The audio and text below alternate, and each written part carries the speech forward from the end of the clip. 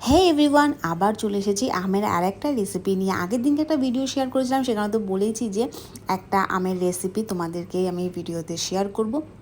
তো সেটাই আমি শেয়ার করতে চলে এসেছি। আর এখানে দেখতেই পাচ্ছ কত রকমের মশলা আমি নিয়ে নিয়েছি।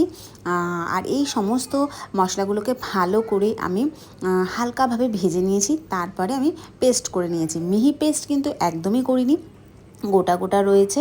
আর মশলার মধ্যে হলুদ, নুন আর লঙ্কার গুঁড়ো আমি নিয়ে নিয়েছি। আরেকদিকে কড়াইতে তেল বসিয়ে দিয়েছিলাম, সর্ষের তেল। সর্ষের তেলটা বেশ ভালো গরম হয়ে গেছিলো, সেখান থেকে কিছুটা পরিমাণে সর্ষের তেল আমি তুলে রেখেছিলাম যে পরে দেবো বলে। আর মিক্সড করা মশলাগুলোকে আমি গরম তেলে দিয়ে হালকা হালকা করে নাড়িয়ে নিয়েছিলাম। তারপরে দিয়ে দিয়েছিলাম নুন, হলুদ, লঙ্কার গুঁড়ো। সমস্ত মশলাগুলোকে দিয়ে ভালো করে মিক্স করে নিতে হবে। আর মিক্স করার পর কিন্তু আমগুলোকে দিতে হবে।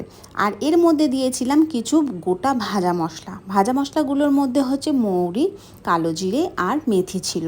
আর সমস্ত কিছু এই যে দেখতেই পাচ্ছ দিয়ে দিলাম। দেওয়ার পরে আমি ভালো করে মিক্স করার পরে আমি কাঁচা আমগুলো নুন আর হলুদ দিয়ে যেগুলো রোদে শুকিয়েছিলাম, তো সেইগুলো অল্প অল্প করে এর মধ্যে দেবো আর মিক্স করব। আর দেখো কতটা কালারফুল হয়েছে, আর দেখতেও বেশ ভালো লাগছে। যাই হোক, তেল আচার কার কার ভালো লাগে অবশ্যই কিন্তু কমেন্ট বক্সে জানিও। তেল আচার দিয়ে কিন্তু গরম ভাত খেতে ভালো লাগে, মুড়ি খেতে ভালো লাগে, রুটি খেতে ভালো লাগে। তোমরা তেল আচার মানে মানে এমনিও খেতে ভালো লাগে তেল আচার।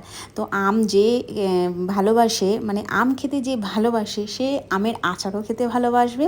যে কোনো আচারই তাদের ভালো লাগবে, চাই সেটা মিষ্টি আচার হোক, তেল আচার হোক, আর যাই হোক টক আচার হোক। তো যাই হোক, তো সেখানে দেখো আমি মিক্স করার পর এমন একটা কাচের কন্টেনার আমি নিয়ে নিয়েছি। বেশ বড় সড়ো একটা কাচের কন্টেনার নিয়ে নিয়েছি, কেননা কোয়ান্টিটি অনেকটাই বানিয়ে ফেলেছি।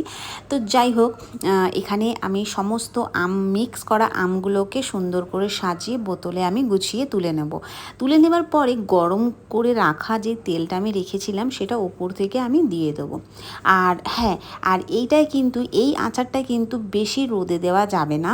যে এখন যেহেতু এতটাই গরম পড়েছে আর রোদের তেজটা অনেকটাই বেশি, তো বেশি রোদে দেওয়া যাবে না। 1 থেকে 1.5 ঘন্টা, মিনিমাম 2 ঘন্টা রোদ দিলেই ইনাফ। এই আচার বানানোর অভিজ্ঞতাটা কিন্তু আমার কাছে সত্যি কথাই প্রথমবার। আমি কখনোই এরকম ধরনের আচার বানাইনি, তো ভাবলাম যে চলো ট্রাই করা যাক।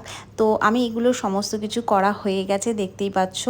আর এই পরের দিন সকালেই আমি ছাদে রোদ্দুরে দিয়েছিলাম আর রেখেছিলাম 1.5 ঘন্টা মতন।